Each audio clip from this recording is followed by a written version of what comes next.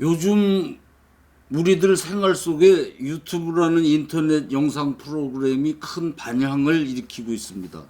전에는 글자를 통해 정보를 얻었는데 이제는 영상으로 정보를 얻는 시대가 되었습니다. 국내외 정치를 논하는 프로그램도 많습니다. 우파 좌파로 나뉘어가지고 여론 형성에 영향도 미치고 합니다. 저도 한 몇 주 전부터 유튜브 채널을 시작했습니다. 저는 원래 공중파 다큐멘터리를 만들던 사람인데 제가 방송물을 만들면서 살펴본 우리나라 현대사가 좌파들에게 터무니없이 왜곡되는 게 걱정이 되어가지고 나 같은 놈이라도 죽기 전에 몇 잔 남기자는 심정으로 해방 이후 현대사를 조명하는 그런 채널을 만들었습니다. 그러던 중 유명 유튜버 김종민 씨의 강연을 보게 되면서 우리 민족의 상고사 등 근대사 해석에 김종민 씨의 해석에 심각성을 느껴서 한마디 해야겠다는 생각이 들어서 이 프로그램을 만듭니다. 김종민 씨는 우리 민족이 카자흐족 옛날 이야기에 따라 저 판미르 고원에서 발원해가지고 중앙아시아를 거쳐서 온 유목민족이라고 주장을 하십니다.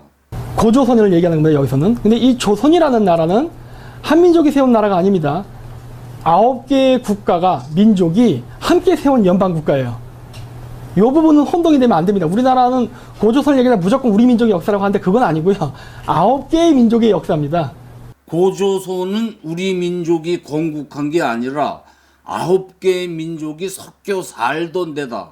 우리 민족도 그 유목민 중 하나다라는 김종민 씨 강연을 듣고 저는 이 주장은 애들이 들으면은 안 될 한민족을 모독하는 반민족적 주장이라고 생각합니다.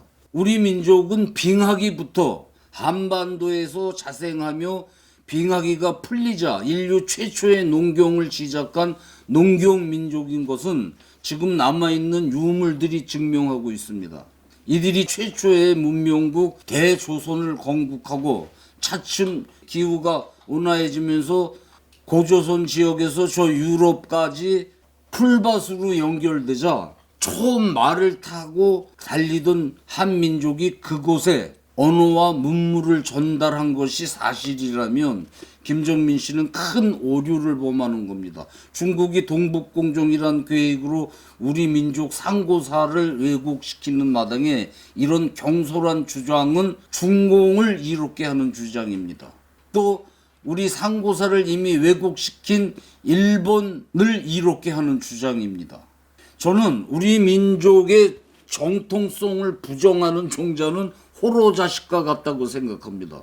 호로자식이란 조선시대 병자호란 때 청나라 몽골족에 잡혀간 우리 민족 처녀들을 돈을 주고 다시 데려오게 한 적이 있지 않습니까? 그때 임신한 채 돌아온 여자들이 낳은 애들이 호로자식, 즉 오랑캐 자식이란 말인데 근본 없는 짓을 하는 사람에게 하는 욕입니다. 근거 없이 우리 민족의 뿌리를 왜곡하는 것은 근본 없는 짓거리입니다. 어느 국민이든 민족성을 상실하면 스스로 조상을 배척하는 악패의 그늘을 만들고 동족과 심지어 가족의 재산을 빼앗는 악한들이 되고 그 사악한 독배를 마시다가 결국 타 민족의 노예가 되어 사라진다는 것이 역사의 교훈 아닙니까? 실제 지금 지구촌에서 강대국을 이루고 있는 미국의 주류 앵글로 섹슨족, 유럽의 게르만 민족, 이슬람, 유대인, 일본, 그리고 중국 한족도 등장하는데 모두 아직까지는 민족성이 강한 국민들입니다. 우리 민족이 어디서 왔는가에 대한 학설은 몇 개의 학설이 있습니다. 서울대 학파 다르고 고려대 학파 주장이 다르고 해서 뭐가 진실인지 몰랐습니다. 그러다가 제가 이 책을 읽고 우리 민족 뿌리에 대한 의문이 확 풀렸습니다. 이 책은 서울대 신용화 박사가 근 평생 동안 연구에 발간하신 우리 민족의 기운을 추적한 책입니다. 신용화 박사는 이 책 머리에 우리 민족의 뿌리를 찾기 위해 우리 민족을 야만인으로 묘사한 중국 기록에 실망도 하고 하면서 결국 유럽 아날학파 방법을 적용해서 이 책을 완성했다고 쓰셨습니다. 아날학파는 원시시대 당시 기후와 지형, 유물과 유골의 유전자 분석, 언어, 풍습, 신화, 문헌의 기록 등을 컴퓨터로 종합해낸 과학적 증거만을 인정하는 학파입니다. 이 책은 빙하기부터 한반도에서 자생해온 우리 민족이 아시아 최초의 문명국 대조선을 건국한 사실을 방대한 자료를 컴퓨터로 종합해서 얻은 과학적 근거로 증명합니다. 어쩌면 이 같은 진실이 우리나라보다 선진국에서 먼저 교과서에 실릴 것 같습니다. 우선 한민족 뿌리를 확인하기 위해 인류의 진화 과정을 되돌아봐야겠습니다. 현대인들, 지금 지구에 살고 있는 사람들의 조상은 약 5만 년 전 등장합니다. 이들의 학명은 아주 슬기로운 사람이라는 뜻의 호모 사피엔스 사피엔스입니다. 이들은 아프리카에서 등장해서 이 지도에 나타나듯이 각 지역으로 퍼집니다. 이 즈음부터 지구는 얼음에 뒤덮이는 빙하기가 시작됩니다. 우리 조상들은 발달된 지능으로 협동하기 때문에 강한 무리가 되어 가혹한 마지막 빙하기를 넘어 현대인들 조상이 됩니다. 현대인들의 조상도 아프리카에서 탄생하여 지도와 같은 길을 따라 지구 각 지역으로 퍼지면서 한반도에 도착합니다. 이즈음 지구는 얼음으로 뒤덮이는 빙하기가 시작됩니다. 빙하기는 대략 5만 년간 지속됩니다. 그리고 5만 년간 지금 같은 기후가 이어지다가 다시 또 5만 년간 빙하기 이렇게 반복하고 있습니다.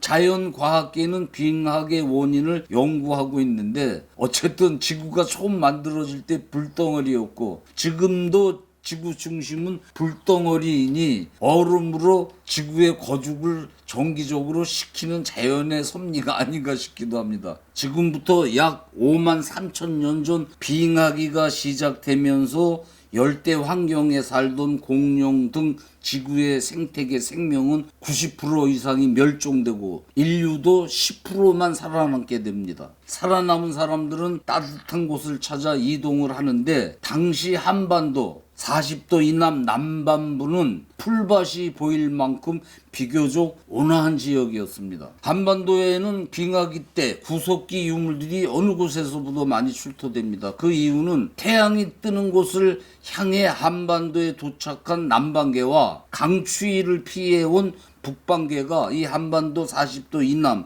남반부에 모여 세계 최대 구석기인 밀집지대가 됐기 때문입니다. 이때 남반계와 북반계가 혼혈이 되므로 고립으로 근친 번식하는 다른 사람들에 비해 우수한 유전자를 받을 수 있게 됩니다. 한민족의 유전자를 분석하면 한국인의 유전자는 과연 어디에서부터 비롯됐을까요?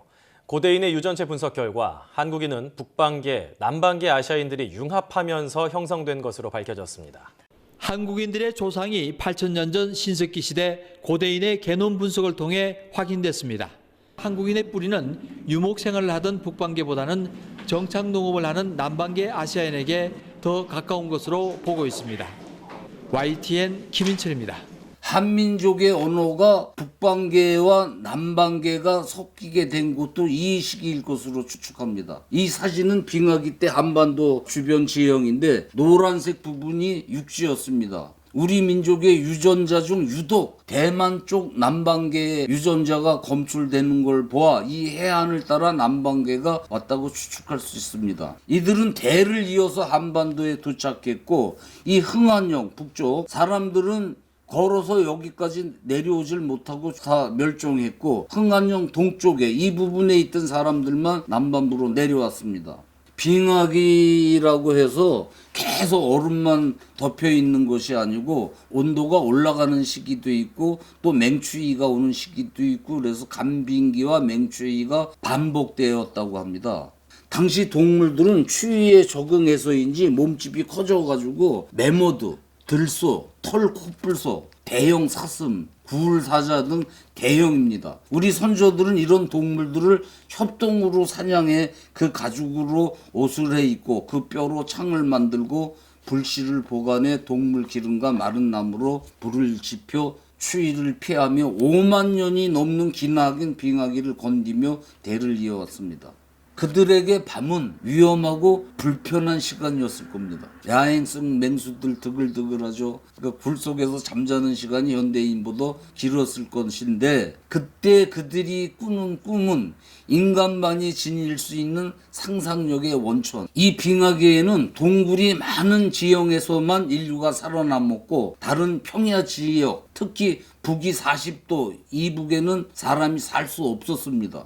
현대 과학이 당시 기후를 정확히 밝혀내는데 지구의 그 40도 이상에서는 안 나타나고 다 이 지역에서 나타나거든요. 4대 문명, 7대 문명들이. 5만 년이라는 기나긴 빙하기를 지나서 드디어 해빙기가 도래하자 점차 자연 환경도 바뀌어서 맘모스 등 대형 동물은 사라지고 새로운 식물군이 나타나고 말, 사슴, 들소, 여우, 너구리, 토끼 같은 작은 동물군들이 나타나기 시작합니다.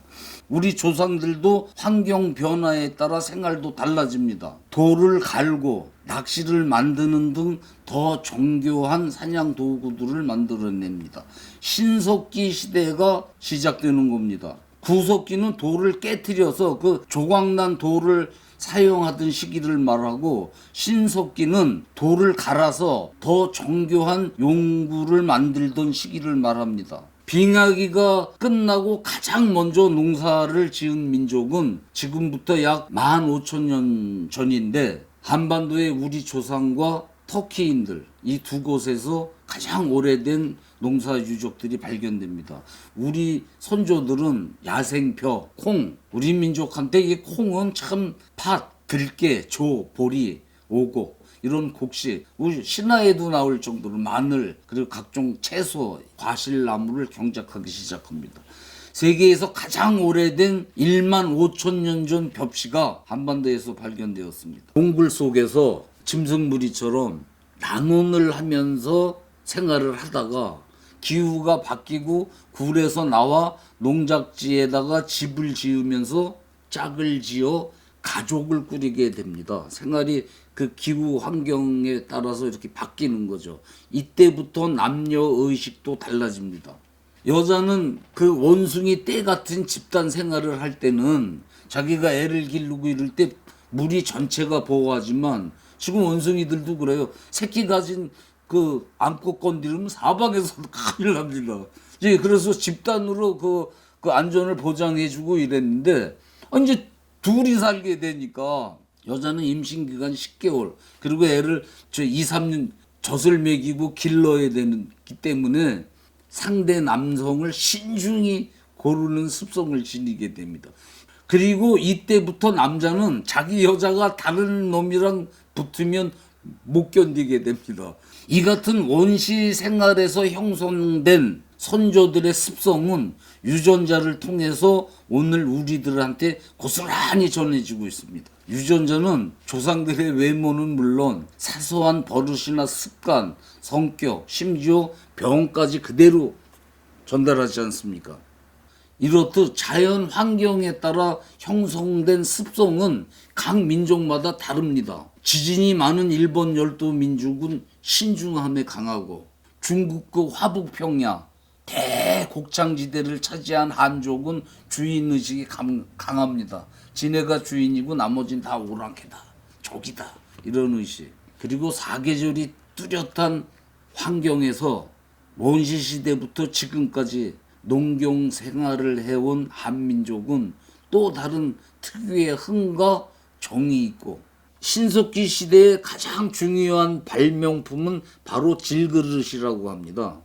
이 질그릇에 의해서 집안에서 맑은 물을 마실 수 있게 되고 어른과 아이들의 청결을 유지할 수 있게 해서 질병을 막고 그리고 곡식과 과일의 씨앗 이 씨앗을 벼씨 같은 걸 땅에다 두면 다 썩거나 싹이 나거나 질그릇은 보존이 가능하니까 빗살무늬 토기는 8,000년 전에 만들어졌는데 동유럽이나 시베리아에서 나오는 질그릇 유물들은 다 한반도에서 간 겁니다.